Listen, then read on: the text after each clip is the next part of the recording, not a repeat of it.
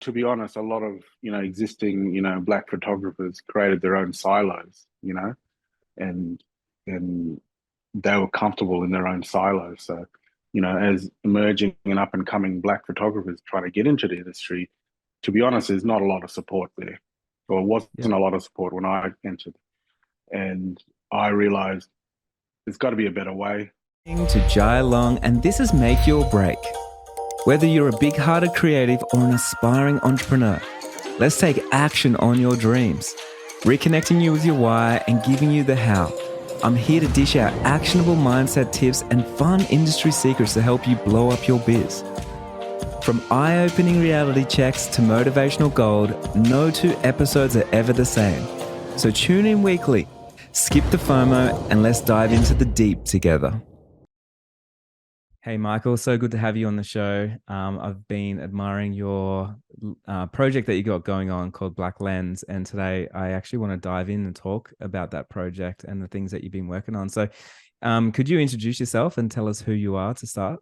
Yeah, my name is Michael Jalaru Torres. I'm a Juganyaru man from Broome in Western Australia. I do have ties to Jabba Jabba in the north of Broome, Gunyandi on the east of Broome in Fitzroy Valley, as well as the Nullama people down in the Pilbara. What can I say? I'm close to hitting 50, so I've been around for a while, but mainly been doing photography for the last, I'd say, as a hobby in the last 10 years, but Okay. professionally in the last five.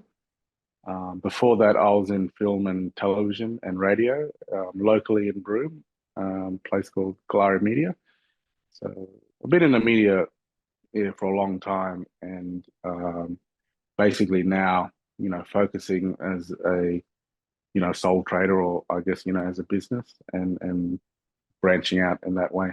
And how do you find working for yourself? Like, I know it's a little bit different. Have you been loving it?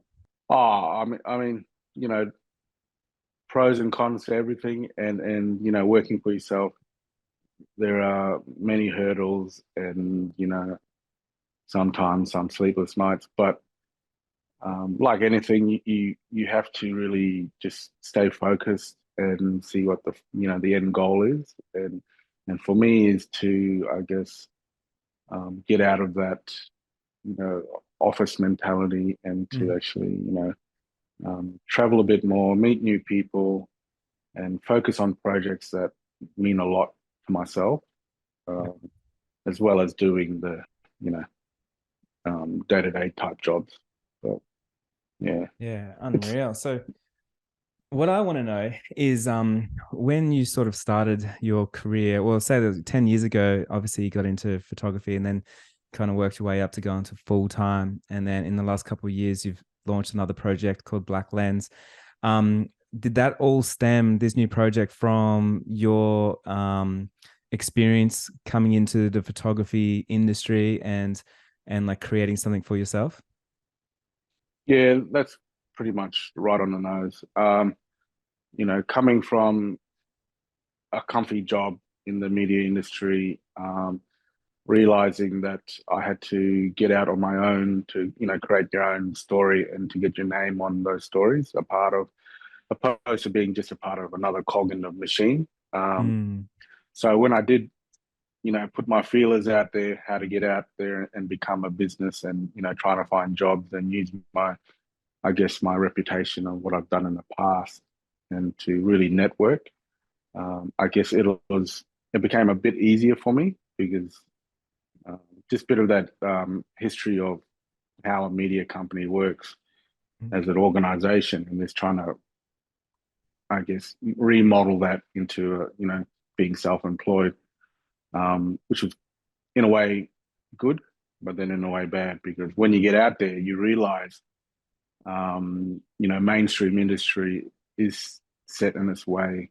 And when I did go out there, trying to find work in that, um, was difficult at the start, because a lot of mainstream industry and organizations already had their people, had Mm. their crew who wanted to do all that. But um, so as well as, to be honest, a lot of, existing, black photographers created their own silos, and and they were comfortable in their own silos. So, as emerging and up and coming black photographers trying to get into the industry, to be honest, there's not a lot of support there, or wasn't Yeah. a lot of support when I entered. And I realized there's got to be a better way, and there's got to be a way where I can actually, as I'm, rising up the ranks in the mainstream industry, there must be a way that I can support young people as well, or not necessarily young, Mm. but just emerging photographers to get into the business side of things, and pretty much, trial and error together. Like everyone learns from our failures and success, and try and lift each other up. So, you know, Black Lives Matter happened, and there was that rush to mainstream to find all these black photographers. So that kind of benefited us as a group. And during then pandemic happened, and then so everyone was stuck at home. So for me, it was a perfect way to network. So I just went crazy on online, Instagram, Facebook, found as many black photographers as I could. Just introduced myself and everything, my vision, sold them my vision, and fortunately, most of them, saw that and came on board, and Yeah, we tell me about created a that. Like, group. how did like people respond to you straight away? A lot of people, I guess, would rather step back and see what happens, Yeah. and Okay. So they're not I like on realized the front foot straight away. They're kind of like, okay, let's sort of feel this out a little bit. not at the beginning, because there was Yeah. no identity, there was nothing, Mm. nothing was out there. It was just basically me as a stranger Hmm. reaching out to people. So I figured I needed something else. I needed to create a carrot to dangle in front. So, Hmm. I talked a lot with Moshe from Head On Photo Festival in Sydney. Um, and we've been speaking about doing a program to get black photographers into a mentor program to help them get into an exhibition, basically. So that was a 12-month project online during pandemic times. So I use that as a carrot to try and get the group together, the Hmm. majority of us. And as that worked out well and everyone started talking, it's funny because when we started the chat group, there wasn't a lot of interaction Mm. until one person, I won't say who it is, but one person just brought up something that's always been on people's mind is, you know, how do we break into the industry with, especially with black images and black stories when you've got a lot of non-Indigenous photographers doing it.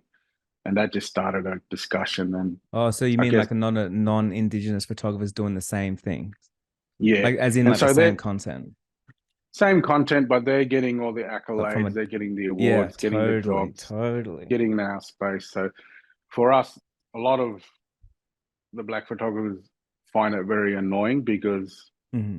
they're just in the space and not giving other black photographers an opportunity.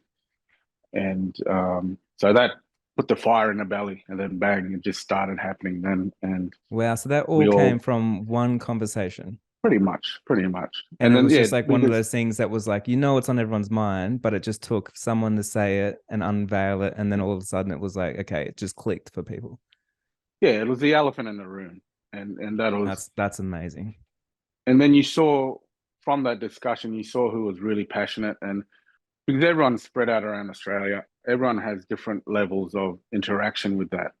And you could see some people really butt heads against that because in some regions where you've got basically non-Indigenous photographers just hunting out for this work, you've got some who are just doing it because that's just part of the job, and some are just ignorant to it all. So, it's all different levels. And for us, instead of just, going on the attack and attacking these people, is more about education and Totally. telling our story. Mm. So, yeah, so then we came up with the name Blak Lens as a group, came up with a logo.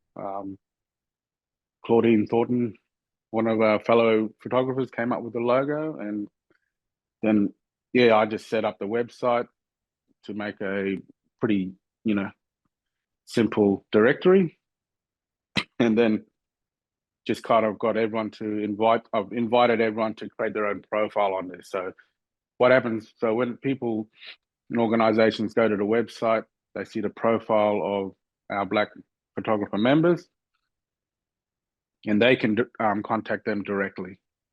So at the moment, it's more about direct access to these people. So it's not a paid subscription to access as content type thing. We've been going, I guess, just over a year now as Blak Lens, and so how's there's the so many response such. been for sort of like even not so much just all the photographers and the people that are part of your community, but like people that are reaching out and looking to hire people on your directory? I would say because it's pretty hard to measure it at Yep, the moment, but totally. it is totally. It's amazing, like the amount of people who are getting opportunities and work, and because part of the group is you share opportunities as well, and you reach out to crew because one of my I guess the mantra part of it all is you uplift someone as you climb up the ladder, so Yeah, bring you're people always up with helping you. everyone. Yeah, and so everyone's kind of shared jobs and referred jobs, collaborated. Mhm. You know, I get into mainstream organizations. So for me, it's I guess I'm championing and creating pathways to these mainstream organizations and explaining, well, let's create a pathway. And so that, emerging photographers can understand exactly what they need to get to this certain level. And I love that. which has been great. Do you feel like And First Nations people and Aboriginals, everybody was not and still not represented enough in the photography and arts industry here in Australia? yeah, I mean, if you go by stats, like, Indigenous people, I think, will make up 3% of the population. But then out of that 3% of Black imagery, we probably make up 10% or Mm-hmm. 20%. So majority of our, even though we have a small population, majority of people who are creating content of Black people are non-Indigenous. So it's actually getting that balance right, Yeah, um, because there's a lot of work going around, and it's of just course. more allowing us to get into these spaces. And because it's also, educating, mainstream media, but then also educating our own Indigenous, Mm, organizations around the country who are just reaching out to anyone to, you know, photograph their organization's events and that opposed, and we're just encouraging, look, instead of doing that, why don't you encourage someone to take up photography in your community? Um, hmm. Maybe help them get the camera equipment and then just provide them support with work, and Yeah, I love that. that's on the smaller scale, and which every town and community around Australia should be able to do, and Mm. on that grassroots level. And then you go up to the to the mainstream where I've worked with the AFL to try and create pathways for photographers to get in, which has been great. I've shot a couple of footy games myself, trying to bring a couple of emerging photographers in for Dream Time at the G game this year. Also, in talks with Tourism Australia and all that stuff about getting, or creating an industry where you can have local people in these regional areas take up photography to do all the, or, majority of the content creation for Mm. Indigenous tourism, instead of flying someone in and out every couple of months, is to help create an industry local. And with photography, you can do that, Yeah, locally. like you were saying, there's just so much work out there, and then it just makes so much sense to spread that work around to all these communities. Because each town will need a photographer to take photos of their local town events, Hmm. weddings, Families. maternities, families. There's a range where obviously you would know very well, as a photographer, you need to diversify your income. So not everything can be just on photography. So, you need that supplemented income. So, but it helps in that regard to, get out of that rut. With your directory, I also noticed, like, on your blog, you're also doing a lot of educating. So you're talking about educating before, where you're educating communities and people around that, we can and everyone can create work in their own towns and keep it all localized. But also you're doing some education where it's like protocols. So it can be for, like you were saying, there's a lot of naive photographers that sort of cruise around. And they can go to sometimes like some Indigenous sacred sites as well, and they don't know what what to do, what not to do. So an example could be, people flying into Ayers Rock, for instance, and then doing whatever that they do there. So with your with Blak Lens, do you sort of want to aim it towards really educating the whole photography community as a whole here in Australia?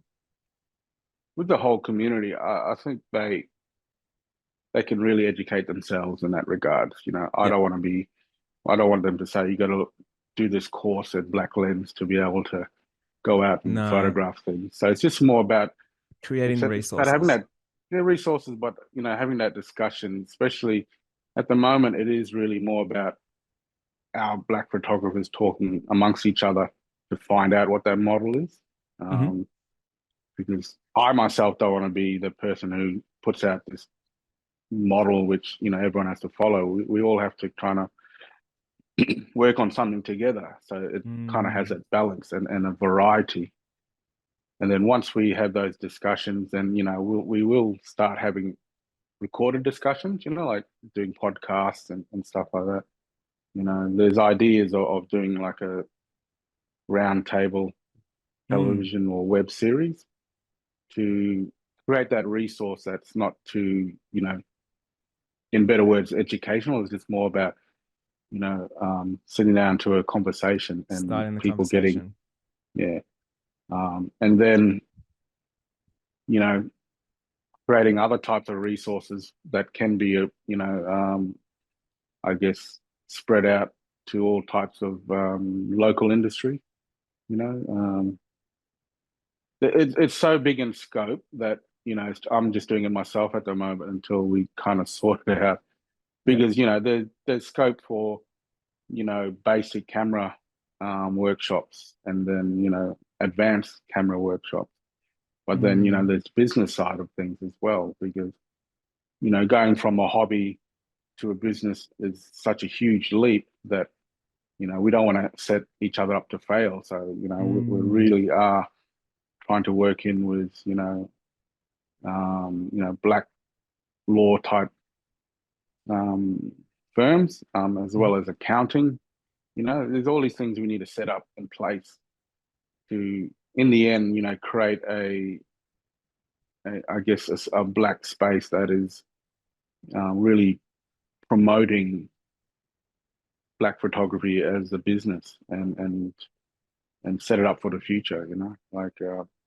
Because I'm not going to be around forever, so Yeah. it's creating that model that can just keep running on its own.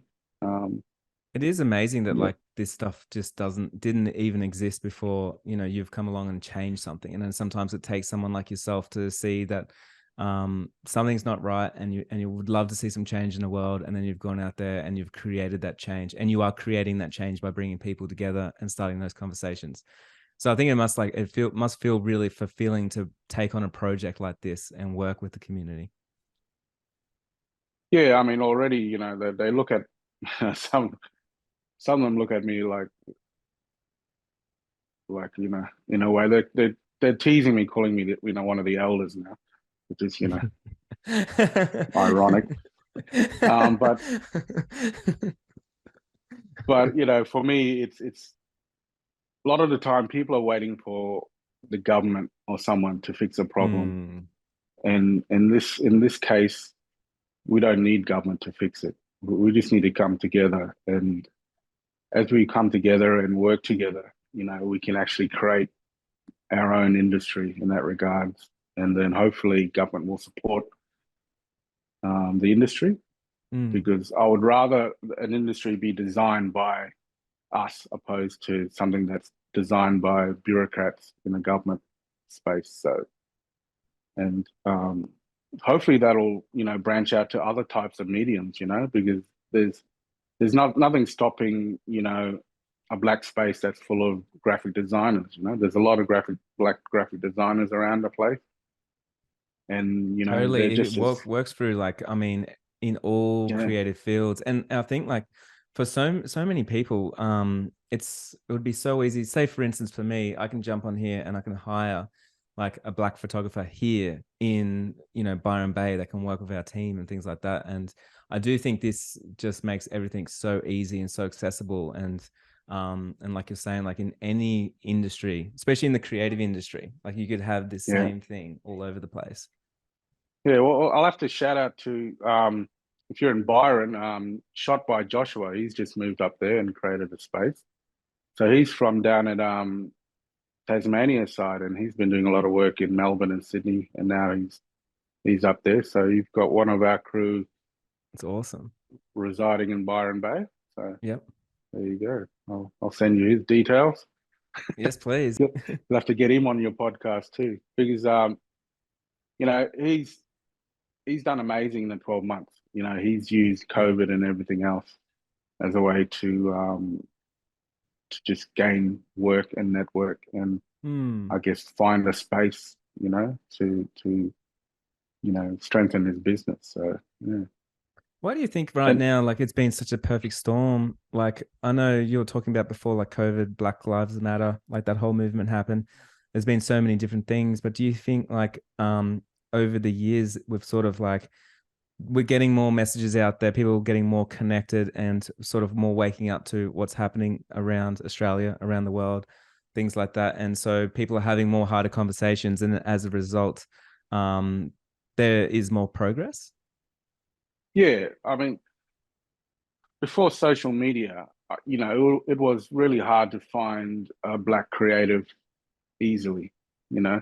And then even then, when social media did happen, it was still quite hard because you don't know where do you start, you know. And so with creating the social media side with the Instagram was a way to network that way. But then, also on the website, a space where people can go, at least give them an idea of where to start. That was the whole point of the Mm. website version of it, because um, if you just Google Aboriginal photographer, you can come up with anything. So, and unfortunately, there are people out there who prey on that as well, who Totally. self-identify as it, but don't necessarily have the community network of a black photographer in that regard. Yeah. Um, and and then some, to be honest, I've just had so many instances of people saying, "I couldn't find a black photographer," which Yeah. So you're just solving a it's a lot problem of, just straight away. yeah. Because sometimes people are just lying, or just Mm. or never tried hard enough, and so or they, like I said, they'll use people who have created their own pillars, and so it's everywhere. But we're trying to really push for local black photographers. So, if you can find someone in your region, they would know, or they would know more about the black community in that region and what's Mm. appropriate and what not. But then also you're supporting people in that region. Um, until the group gets bigger and everyone gets to the level of who can do it as a business, because Yeah. a lot of people do. They're finding it hard to go from hobby to business. I noticed, like, on your Um, website, it says that it's a community led and created um yeah, directory. So tell me about yeah, that. So right now, like, obviously no one's getting paid. Are no. you, so you're doing this, but like, what do you see for the future of this project? I mean, yeah, at the moment it's all coming out of my pocket because it's just what I believe Yeah. and how I can set it up.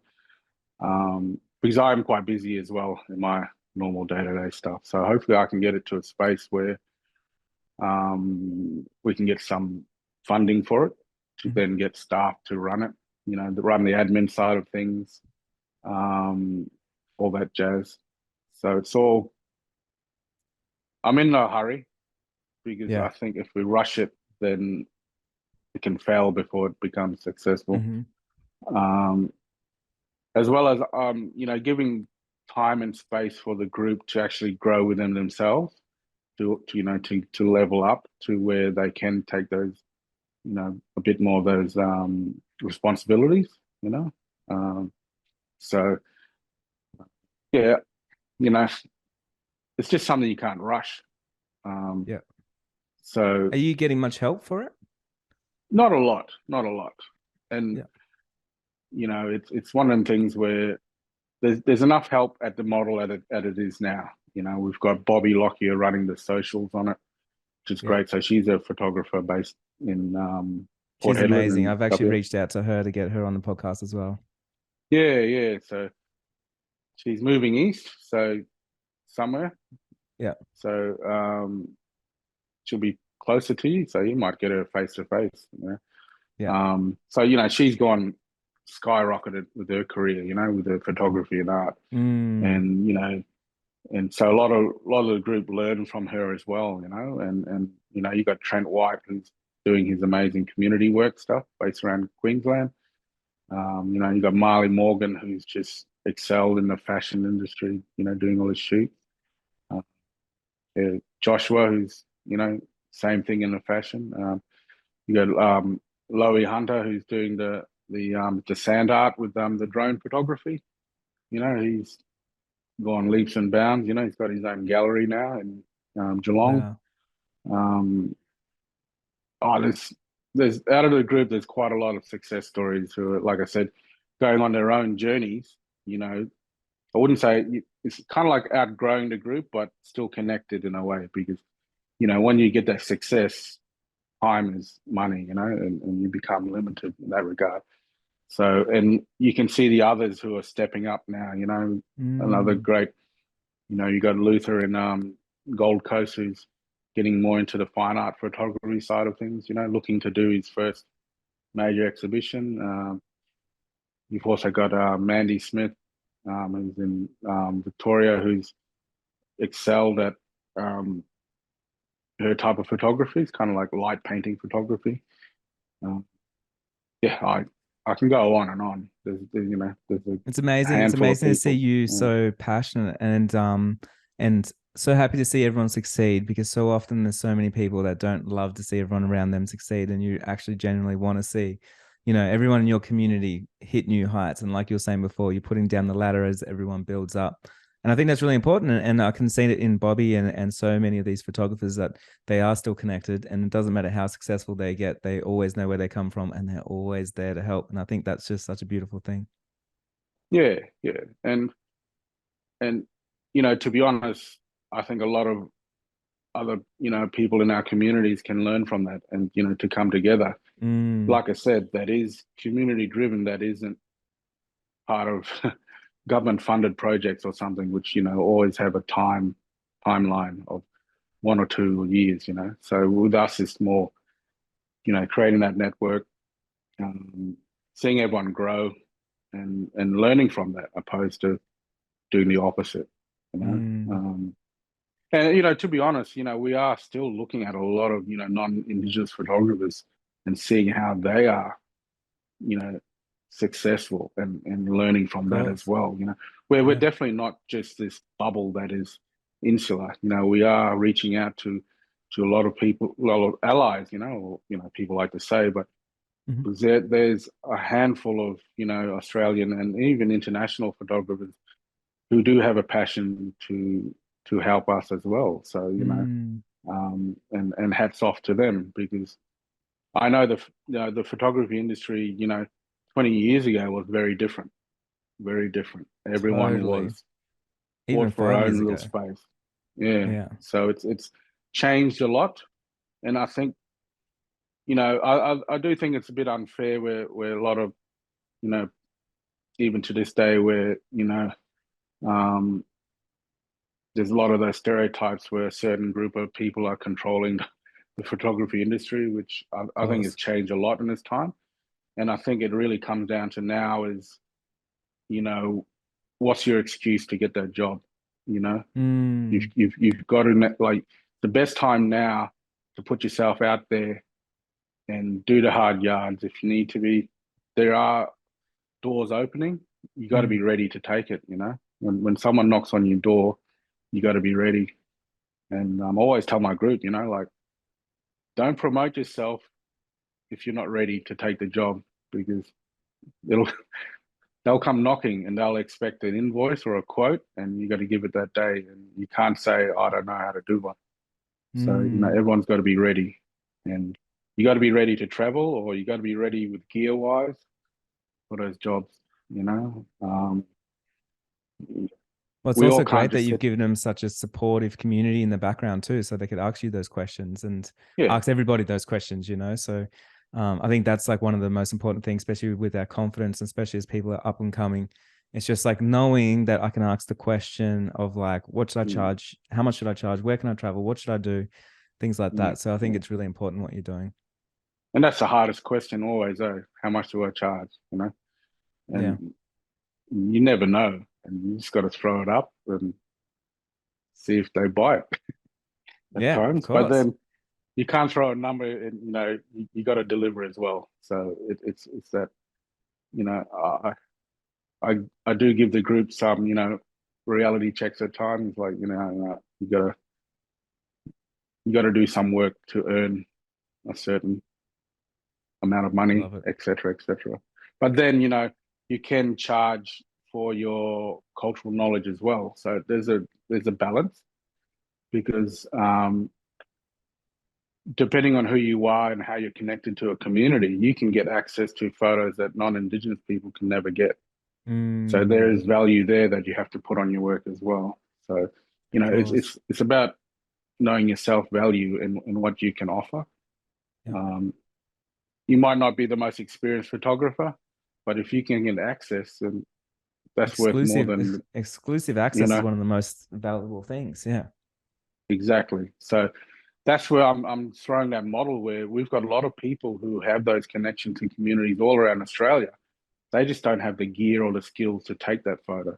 And Mm, once they get that, they've got really exclusive imagery that non-Indigenous people can't get, because a lot of these things happen, you know, spur of the moment, as you would know, and you can't wait for someone to fly in on a plane or a chopper next week. So that's where it's driving that skill set of doing it in your own community and capturing your own community. Michael, for Because all the amazing creatives around the world that are listening right now, how can how can we help you in your cause, and what could we do that would move the needle? I guess awareness is the next thing. I think reaching out. I mean, you can go via the Blak Lens Instagram page. Um, there's a list of our group there. Find one of the photographers that you connect with, and maybe just reach out and have a conversation. I think that's the first thing to do, and then from there, find out how you can help and support. You know, because to be honest, you know, if a lot of the group, we don't want to be in this echo chamber, hearing from the same people saying, "Oh, it's great work you're doing." If you hear from people outside the bubble, even if, you know, they might think, "Oh, man, this person has achieved everything in the world. Why are they contacting me?" And it's that's that, you know, you get that lift from that conversation and that connection, and that's all it can take, you know, to make someone realize, I have something here, you know, because someone outside of the bubble has taken their time to connect with me, and you have that discussion, and that can mean the world to someone, you know, and yeah, go from there. Love that, Michael. Um, as you know, like I'm a business coach, and I like coach so many photographers around the world. And I've got a big community as well. For me, like I would love to also, like, I don't know how I could help you, but if you ever need any help in any way, or any kind of coaching, or any kind of running past anything, any kind of idea or anything, like, I don't know how I can help you, but I know that, you know, sometimes just a little bit of support like that can help. So, um, definitely reach out. I've got time and I'd love to do it. And, like for your community as well. And I know a lot of them will be listening right now, but definitely reach out. The community is huge in the whole creative industry. And I think it's so important to always know that you're not the little guy, and it doesn't matter how big someone is or how small someone is. Like, everybody's here doing the thing, and we all love doing the thing, and we're passionate about it. And that's why we started it. So make sure you do reach out. But yeah, Michael, if you ever do need any help with anything, not saying that I've got all the answers, but of course I'd love to jump in and help in some way if that helps. I'll definitely take you up on that. And as you said, you do have a great, huge network. And I think, after the discussion is actually, if people want to collaborate and just, you know, all photographers have passion for photography.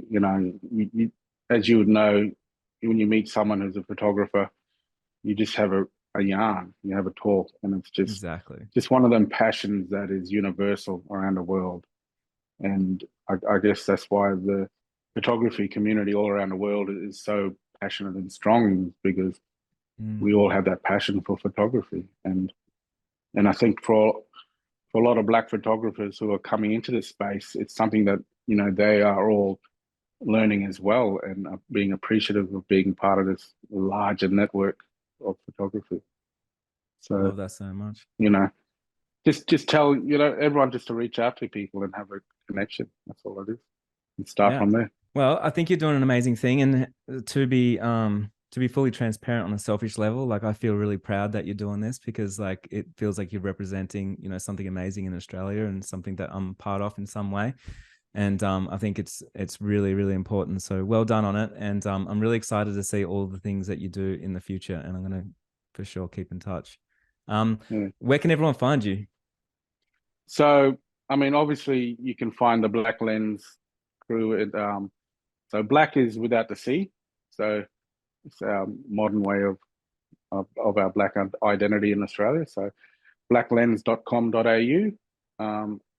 And you can find some of our members there and direct contact and directly back to the Instagram, or you can go to, at Blak Lens on Instagram and find a lot of us there.